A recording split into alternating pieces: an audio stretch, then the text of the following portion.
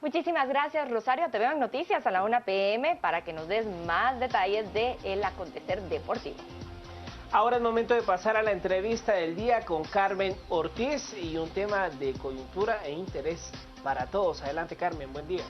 Gracias, Mario. Buenos días a nuestro público televidente. Efectivamente, hoy vamos a hablar sobre un tema del cual se ha comentado poco, pero es un riesgo muy importante que amenaza con empañar nuestro proceso electoral. Es la narcopolítica y ver cómo este fenómeno amenaza con la salud de nuestra democracia y con coartar la libertad de nuestros ciudadanos.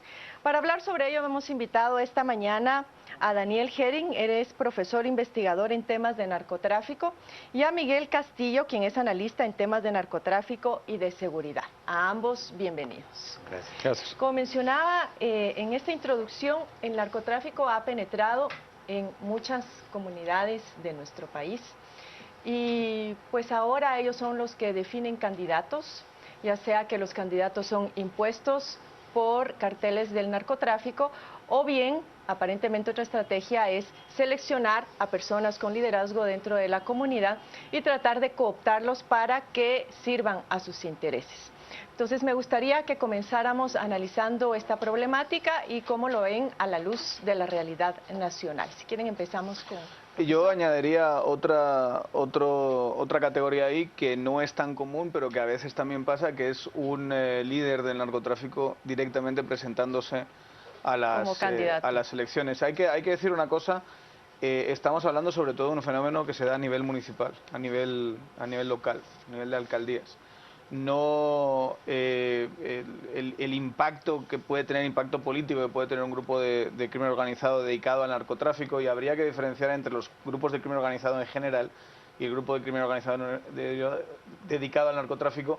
Es sobre todo algo que se da sobre todo a nivel alcaldías y se puede dar de una forma un poquito más, ¿cómo decirlo?, un poquito más líquida de como tú lo has planteado, en el sentido en que estamos hablando de gente que es importante en la comunidad y esa importancia en la comunidad se puede trasladar a alguna de las modalidades que tú has dicho, pero no necesariamente tiene que ser a través de un interés en la política importante, sino que puede ser simplemente como una forma de reconocimiento por parte de alguien que cumple ciertas funciones en la comunidad, o puede ser a través del apoyo directo a algún candidato, pero realmente ahí es muy difícil de medir y no creo que haya nadie, ninguno de los que nos dedicamos a investigar eso, que sepa cuál es la agenda política de eso que podemos llamar narcotráfico, ¿verdad? Ahora Creo que sería distinto si hablamos de otros tipos de crimen organizado.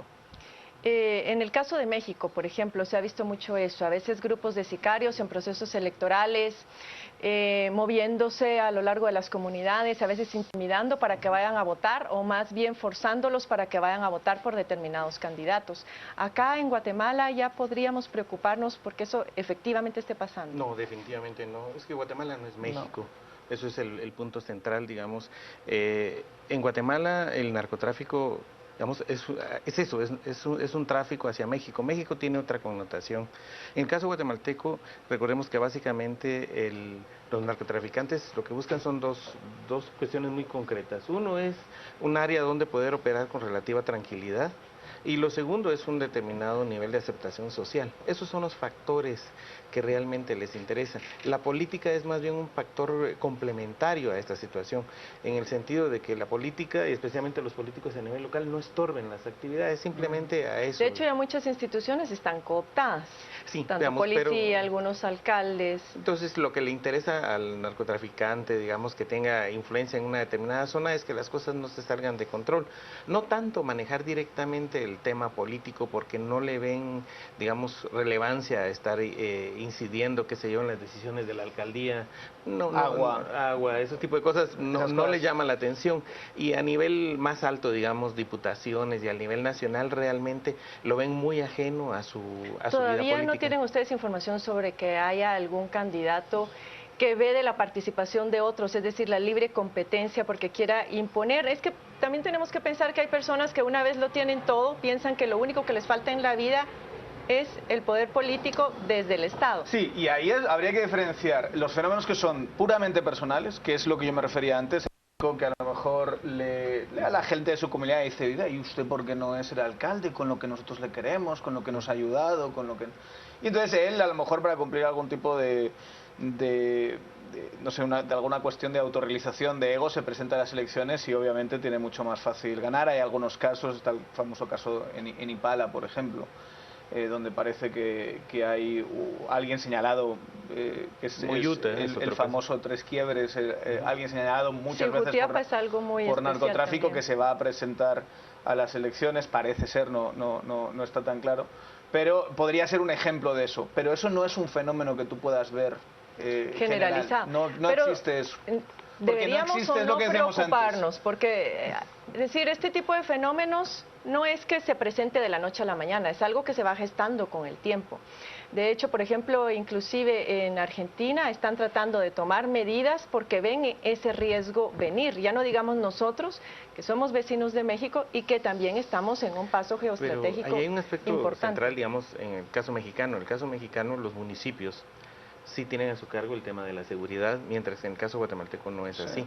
Entonces, digamos, para un narcotraficante mexicano, digamos, en una determinada zona, sí le interesa con mayor intensidad, digamos, el gobierno local porque controla las fuerzas de seguridad. Y eso lo hemos visto en innumerables ciertos casos, niveles de inteligencia, ese tipo de cosas. En caso, digamos, hay que pensarlo así. ¿Qué gana controlando una pequeña municipalidad de 20.000 personas como Ipala? ¿Qué gana un narcotraficante?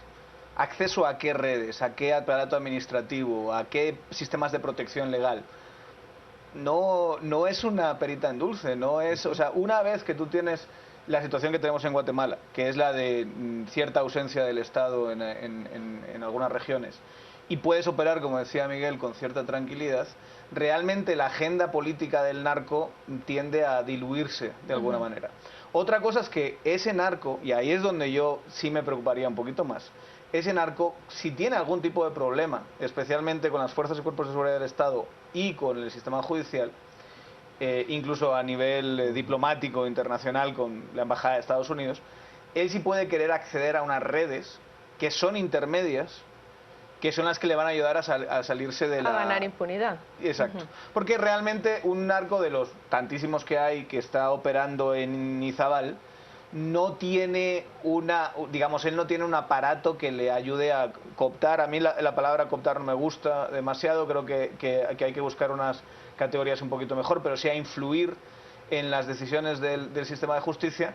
Ese aparato no lo tiene montado, entonces se va a esos famosos bufetes que son de la impunidad, que ellos sí tienen esas redes, que sí se pueden considerar crimen organizado, y yo creo que encajan bastante más en lo que la CICIG está buscando, más que ese narcotraficante que en muchos casos, como decía Miguel, está completamente ajeno a la política. ¿Cuál es la gran agenda política del narco? Ahora, ¿Quién ha sido capaz de explicarlo? El caso de Moyuta. Ilústrenos qué es lo que pasa ahí, por ejemplo. Básicamente es los casos excepcionales, creo que debemos decir. Ipala, Moyuta, este niño, o sea, el niño del mar, creo que le llaman a uno de los candidatos. Digamos, obviamente son, digamos, en general son narcos de segunda, tercera categoría, realmente que, digamos, en sus ansias, en su nuevo rol de poder económico y todo, aspiran también a esta situación, pero saben que estratégicamente no les sirve de mucho, ¿no? Es decir, insisto, el tema del narco en Guatemala, lo que le interesa sobre todo, y lo que hemos visto en procesos electorales anteriores, es la tranquilidad, es decir, que la zona no se le salga de las manos de control. Hay casos documentados de Chamalé, cuando en Malacatán, en Ocoso, en todos estos lugares llamaba a todos los candidatos y a todos les ofrecía colaboración, ¿verdad? Y con un sentido democrático él decía, bueno, todos compitan igual para que gane el mejor y que el pueblo decida. Contribuía a la igualdad. A todos les daba lo mismo. Les daba lo mismo. Entonces, a la larga lo que busca es estar en bien, digamos, con el que quede, digamos, tener buena relación.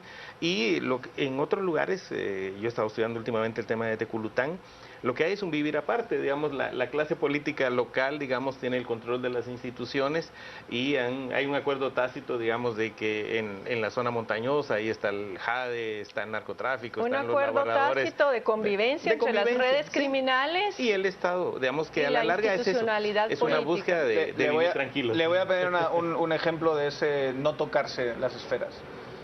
Tenemos un caso muy problemático que es el caso de la amapola en San Marcos, ¿no? Digamos, es una zona, el famoso triángulo de la amapola, es una zona completamente alejada del alcance del Estado, donde prácticamente no hay ninguna presencia y donde se cultivan, no se sabe muy bien cuánto, pero está, y eso es un problema, digamos, de ausencia de datos, pero está entre los 1.000 y 2.000, 3.000 hectáreas y seguramente subiendo.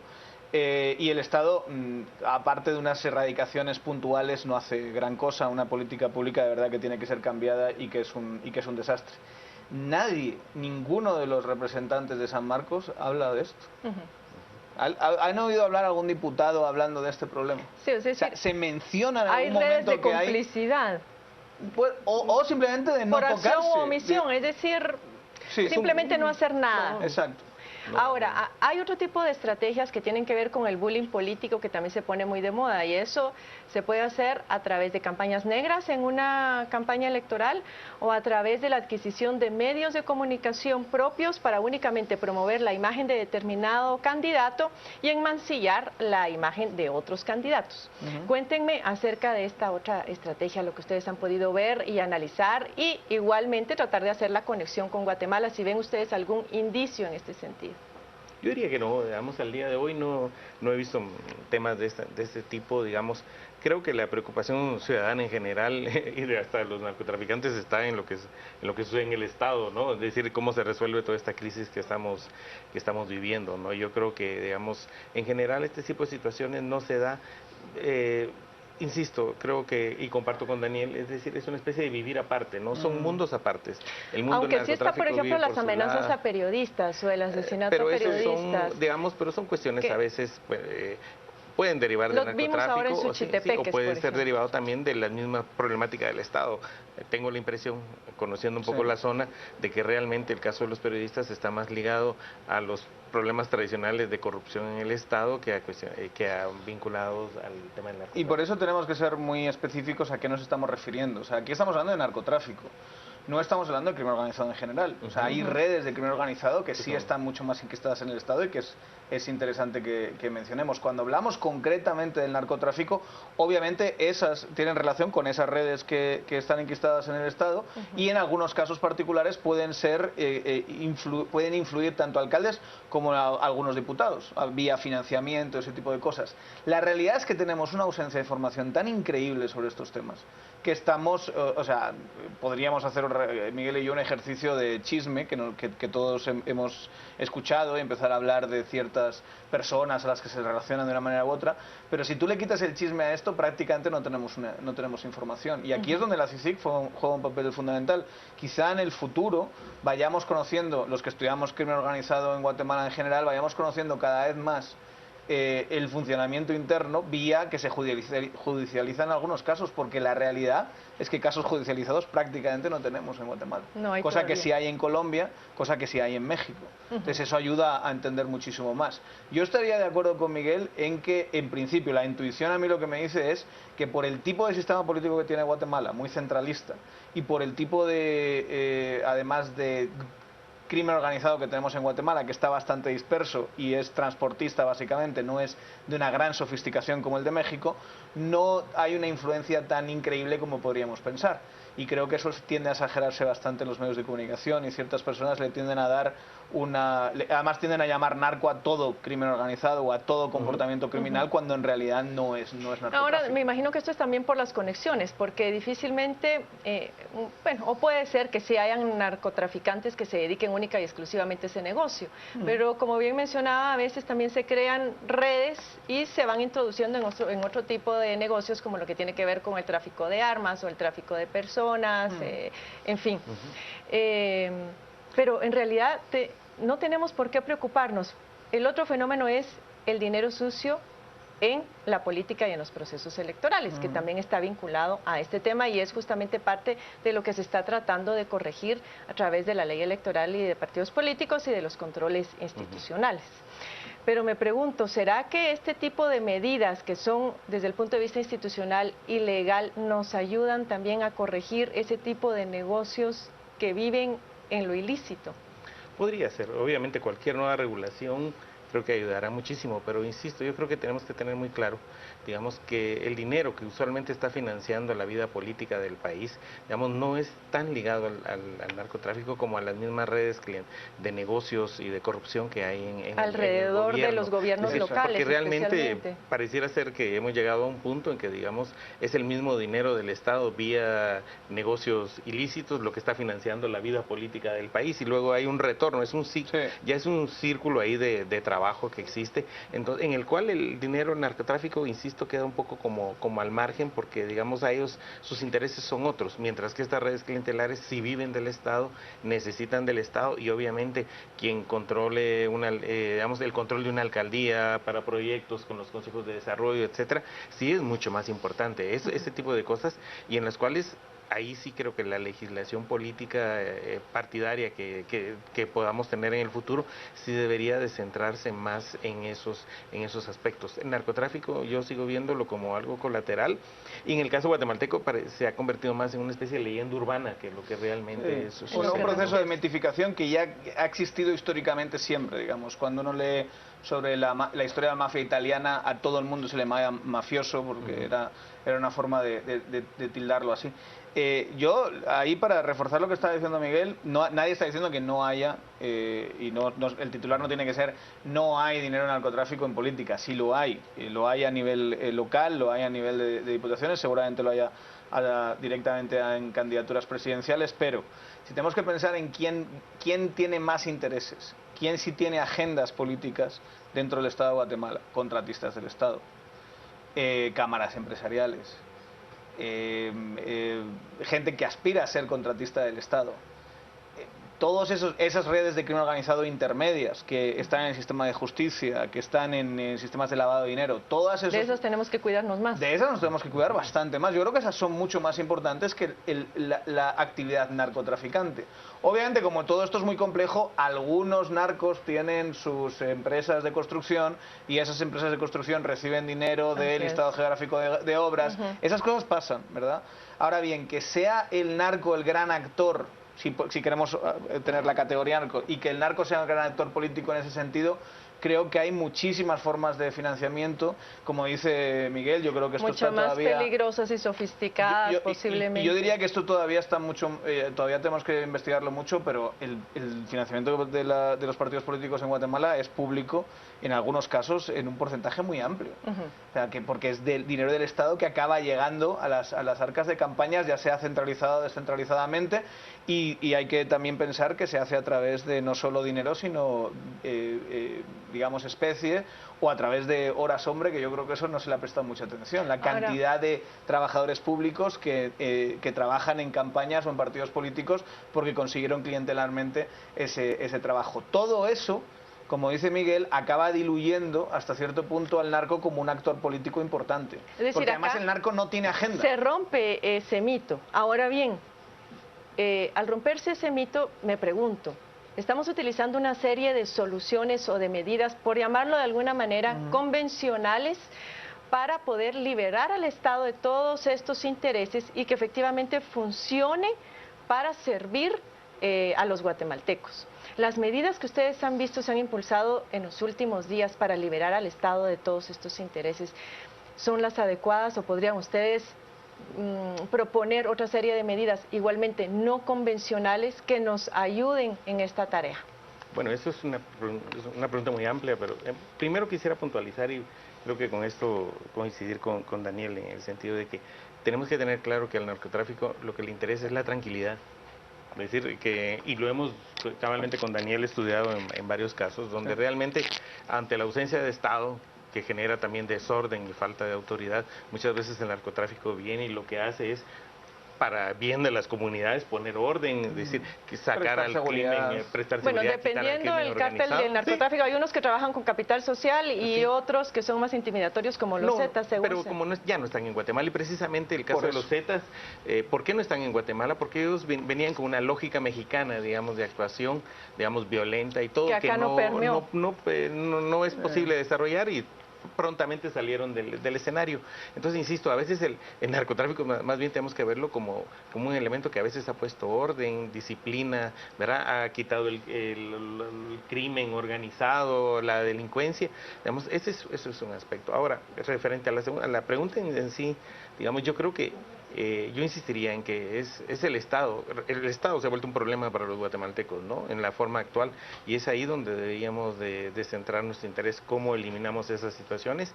Y un aspecto que yo menciono muy particularmente respecto a las reformas a la ley electoral, creo que están siendo muy academicistas los planteamientos que se están haciendo, poco realistas respecto a lo que es realmente el país. Y, por ejemplo, hay dos cosas para mí serían fundamentales y que quizás ayudarían en ese sentido.